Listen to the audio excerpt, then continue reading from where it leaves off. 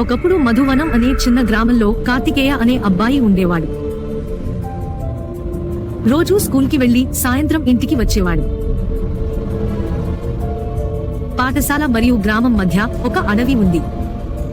చాలా మంది గ్రామస్తులు అడవిలోకి వెళ్ళవద్దు, అడవిలో ఒక రాక్షస తోడేలు ఉంది, ఎవరైనా అడవిలోకి ప్రవేశిస్తే అది వారిని తింటుంది అని చెప్పేవారు.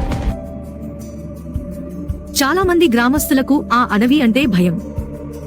కానీ కార్తికేయ తోడేలు గురించి చాలా ఆసక్తిగా ఉన్నాడు. ఒకరోజు స్కూల్ నుంచి ఇంటికి ఆలస్యంగా వస్తున్నాడు. చీకటి పడింది. అతను అడవి దగ్గరికి వెళుతున్నాడు. అతను నిజంగానే తోడేలు ఉన్నాదా లేదా అని చూడాలని అనుకున్నాడు. అకస్మాత్తుగా అతను భయంకరమైన శబ్దాన్ని విన్నాడు. ఒక వ్యక్తి అరుస్తున్నాడు. కార్తికేయ అడవిలోకి ప్రవేశించాడు. అతను ఒక భయంకరమైన దృశ్యాన్ని